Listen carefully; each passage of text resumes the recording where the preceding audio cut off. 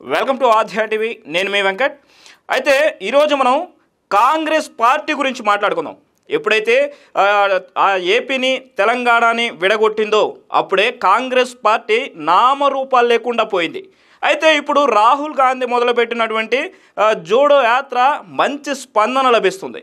మరి రెండు తెలుగు రాష్ట్రాల్లో ముఖ్యంగా తెలంగాణలో మాట్లాడుకుంటే రాహుల్ జోడో యాత్ర మొదలుపెట్టిన తర్వాత రేవంత్ రెడ్డి టీపీసీసీ అధ్యక్షులైనటువంటి రేవంత్ రెడ్డి దాంట్లో బాగా ఆసక్తిగా పాల్గొనడం, అలాగే ఆ జోడో యాత్రలో చాలామంది ప్రజలు రాహుల్ గాంధీతో నడవడం మంచి స్పందన లభించింది.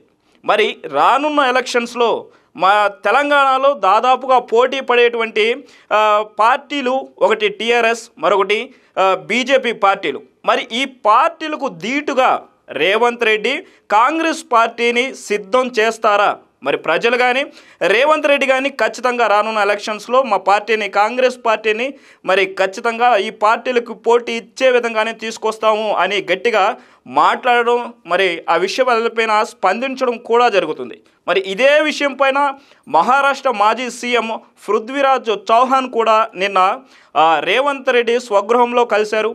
అయితే మన తెలంగాణలో మొదలుపెట్టినటువంటి భారత్ జోడో యాత్ర ఎలా కొనసాగుతుందని, ఇక మరి దానికి వచ్చినట్టు స్పందన ఏంటి అని, మరి ముఖ్యంగా మరి కాంగ్రెస్ పార్టీని బలోపేతం చేసేదిగా ఎలాంటి సమీకరణాలు మీరు రూపొందించుకుంటున్నారని కానీ, మరి రెండు పార్టీలు మరి పోటీ పడేటువంటి ఆ రెండు పార్టీల కంటే ధీటుగా కాంగ్రెస్ పార్టీని ఎలా ముందుకు తీసుకెళ్తారనేటువంటి చాలా విషయాల గురించి దాదాపుగా గంటన్నర 2 గంటల సేపు వాళ్ళిద్దరి మధ్య చర్చ అనేది సాగింది. మరి ఈ చర్చ మరి ఫలితాలు ఎలా ఉంటాయో మరి రానున్న 2024 ఎలక్షన్స్లో మనం చూడాల్సిందే. మరి జోడో యాత్రలో కాంగ్రెస్ పార్టీ స్పందన బాగా ఉన్నప్పటికీ మరి కాంగ్రెస్ పార్టీలో ఉండేటువంటి కొంతమంది నాయకులకి మంచి ఐక్యత లేకపోవడం, మరి ఆ జోడో యాత్రని నీరు కారు చేస్తుందేమో అన్న ఆలోచన కూడా మరి కాంగ్రెస్ పార్టీలో ఉన్నటువంటి నాయకులకి కొంచెం ఆలోచింపజేయాల్సినటువంటి విషయం అన్నమాట.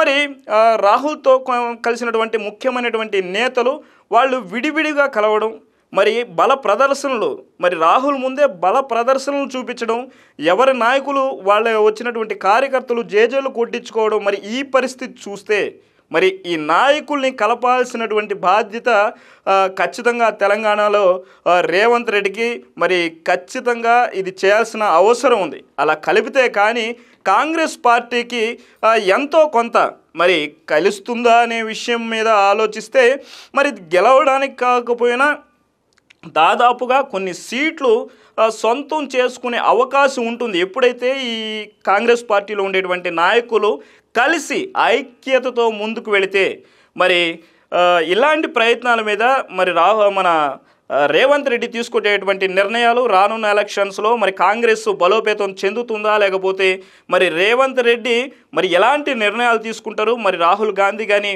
మరి తెలంగాణ మీద లేకపోతే ఆంధ్ర మీద ప్రత్యేకమైన శ్రద్ధ, మరి తెలంగాణ ఆంధ్రాలో ఏంటంటే కాంగ్రెస్ పార్టీకి నిజంగా నామరూపాలు లేకుండా పోయే పరిస్థితి కనిపిస్తుంది. మరి ఏ ప్రజల్ని ఇక్కడ ఇరు తెలుగు రాష్ట్రాల్లో ఏ ప్రజలను మాట్లాడినా కూడా అధికార ప్రతిపక్ష పార్టీల గురించి మాట్లాడడమే తప్ప మరి కాంగ్రెస్ పార్టీ ఒకటి ఉందని, ఆ కాంగ్రెస్ పార్టీ ఎప్పుడో పుట్టిందని దాని గురించి మాట్లాడవలసిన పరిస్థితులు ఇప్పుడు లేవనేది ప్రజల యొక్క మనస్సులో ఉండేటి మాట.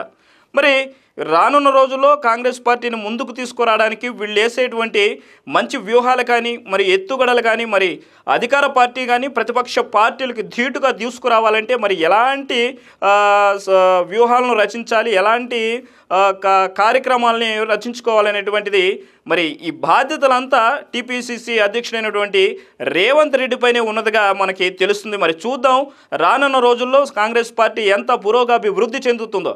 మరిన్ని అప్డేట్స్ కోసం చూస్తూనే ఉండండి ఆధ్యా టీవీ. Thank you.